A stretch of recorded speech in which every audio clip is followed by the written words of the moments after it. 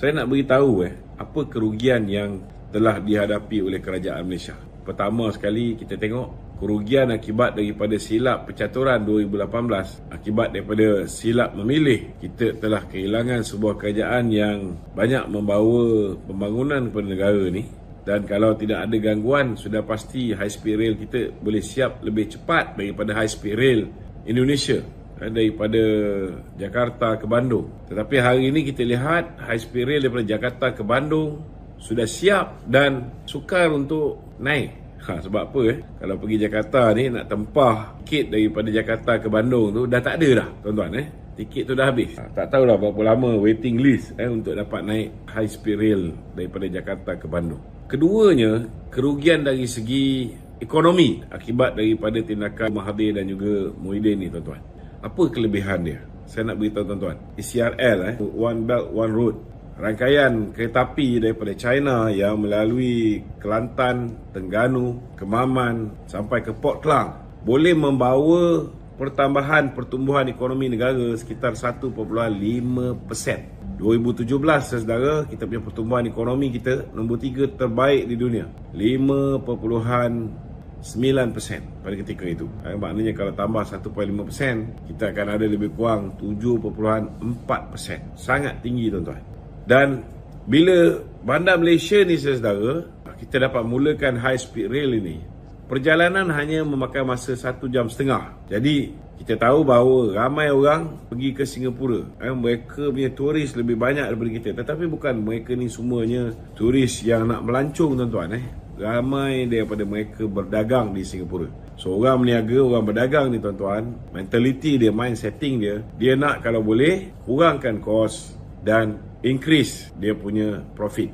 Jadi itu sebabnya bila ada high speed rail ni, tuan-tuan, orang tak perlu lagi landing di Changi Airport di Singapura untuk berurusan di Singapura. Mereka boleh landing di KLIA, tidur di Kuala Lumpur, lebih murah.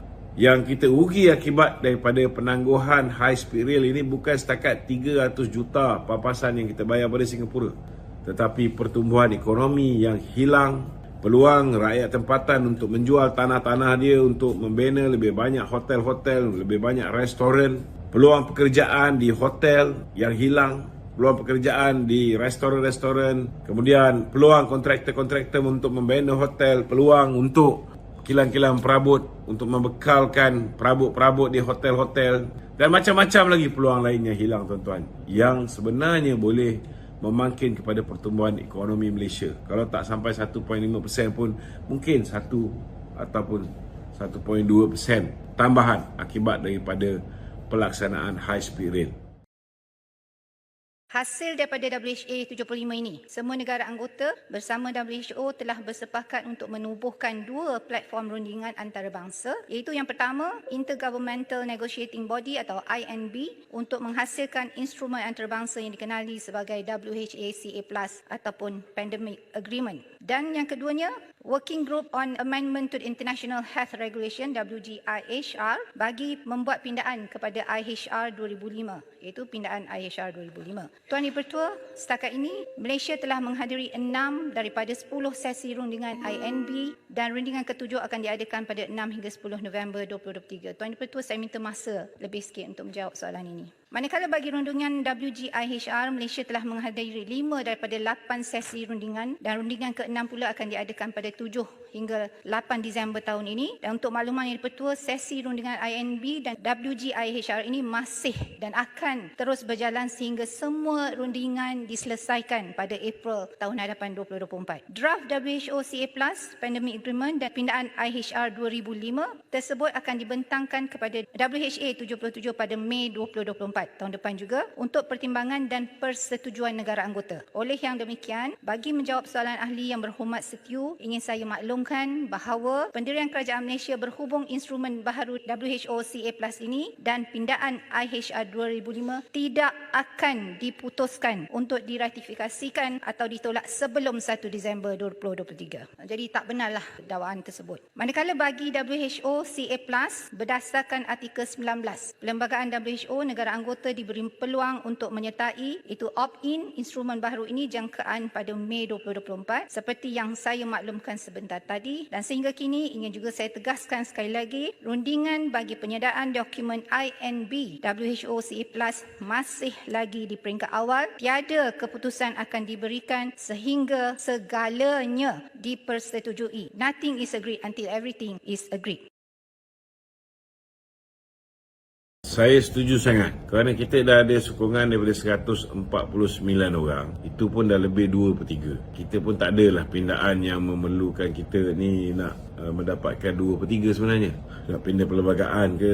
So bagi saya kita dah cukup selesa. So janganlah kita mengambil langkah menerima lebih banyak lagi geng-geng yang nak melompat sokongan ni. Nak lompat parti tak boleh. Kerana kalau kita membiarkan benda ni berlaku, walaupun kita tak buat macam mana yang Muhyiddin buat, Mahathir buat, mengugut ahli-ahli parlimen, mengamalkan apa yang dipanggil sebagai scheme of things, dengan menawarkan projek, menawarkan jawatan, menawarkan itu ini seperti mana yang dibuat oleh Muhyiddin, yang dia sendiri cakap dalam mesyuarat bersatu, kan? Jangan sampai kita dikatakan sama seperti Muhyiddin. Biarlah ada seorang manusia yang korup dalam Malaysia ni, jangan ditambah. Dan biarlah persepsi bahawa scheme of thing itu, persepsi itu dekat dengan Muhyiddin. Jangan sampai persepsi itu beralih seolah-olah mereka mengatakan bahawa PMX pun berbuat demikian. Itu sebab saya kata berhati-hati. Lebih-lebih lagi kita pun mengharapkan supaya peruntukan yang nak diberikan kepada ahli-ahli parlimen yang memberikan sokongan pada PMX ini, kalau boleh tak payah disalurkan pada mereka. Lebih baiklah disalurkan kepada penyalaras parlimen melalui ICU, melalui jabatan-jabatan kerajaan negeri, macam-macam. Yang penting jangan sampai benda tu, duit itu digunakan untuk mengukuhkan kedudukan mereka supaya mereka lebih tegap untuk menentang kita dalam pilihan raya yang akan datang. Tak bagus. Saya rasa benda tu hanya hayalan yang dibuat oleh Hamzah Zainuddin and the gang. Sebab dia masih tengiang-ngiang, dia dulu kena ugut sampai dia lompat sama dengan Tasik Gelubu dulu. So dia teringat zaman dia. Cukuplah, tak payah tak masing-masing. Bagi saya setuju sangat dengan pandangan Datuk Seri Saifuddin Nasution. Kita tak pelahap untuk menerima mereka-mereka ni. Ini ayat yang Saifuddin dulu satu ketika dahulu selalu pakai. Saya suka juga nak komen bila mana Kebawali Tuanku Mahkota Johor mengatakan bahawa ada sedikit kelemahan dari segi Datuk Seri Anwar terlalu nak jaga hati banyak pihak. Dia terlalu careful. Saya rasa ada benarnya bila mana dia mengatakan Datuk Seri Anwar mungkin sukar nak membuat keputusan terlalu berhati-hati. Ada sebab juga. Saya ambil contoh lah. Kita tengok bila Mahathir ambil alih, apa dia buat pada Datuk Seri Najib? Apa dia buat pada Datuk Seri Zahid? Mereka akhirnya menjadi mangsa pendakwaan politik, pendakwaan benda jahat, pendakwaan yang terpilih, selective prosecution. Bila Muhyiddin ambil alih, kita lihat Syed Saddiq Sigaraga. Begitu juga dengan Lim Guan Eng menjadi mangsa pendakwaan terpilih. Kita lihat bosku pun akhirnya dipenjarakan. Kita lihat pendakwaan terhadap Datuk Seri Zahid, walaupun Datuk Seri Zahid dan bosku adalah orang yang mengangkat Muhyiddin menjadi Perdana Menteri. Akhirnya mereka juga cuba dipenjarakan dan akhirnya Datuk Seri Najib telah terpenjara. Jadi sudah pastilah dalam kajian Datuk Seri Anwar ni kan, beliau akan sangat berhati-hati. Bila terlalu berhati-hati ni, memang akan ada kesan sampingan, ada keputusan yang penting. Contohnya lah, saya ambil contoh lah, kalau katalah APMM nak pakai 7 biji helikopter, contohnya, Datuk Seri Anwar juga terbayang apa yang berlaku zaman BN dulu, bila mana isu LCS menjadi isu besar.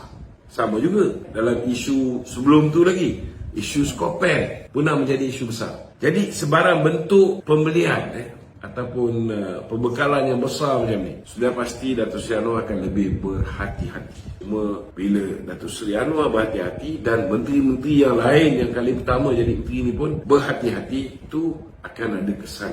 Itu sebab saya tengok kalau di bawah pentadbiran menteri-menteri yang daripada UMNO ni, dia punya proses nak meluluskan tu dia lebih laju sikit berbandingkan menteri-menteri yang kali pertama. Ini kita kena terima hakikat. Sebab mereka dah lihat apa berlaku pada Datuk Najib, apa berlaku pada Datuk Zahid, apa berlaku pada Lim Guan Eng, apa berlaku pada Syed Saddiq. Sudah pastilah semua bak kata orang ni dia tahu bila-bila masa boleh bertukar kerajaan, bila-bila masa mereka juga boleh menjadi kluster mahkamah. So benda ni ada positif, ada negatif. Positif dia, kita akan ada sebuah kerajaan yang jauh lebih bersih. Negatif dia, keputusan mungkin lambat sikit. So benda-benda yang penting ni mungkin Datuk Seri Anwar kena lihat balik. Kalau misalnya beliau berhati-hati dalam membuat sebarang keputusan, mungkin sebahagian daripada keputusan-keputusan besar ni dia boleh serahkan kepada Datuk Zahid untuk buat benda ni. Benda macam ini mungkin benda-benda yang dilihat oleh Kebawah Duli Tuanku Mahkota. Saya pun boleh nampak ada benar ni benda ni.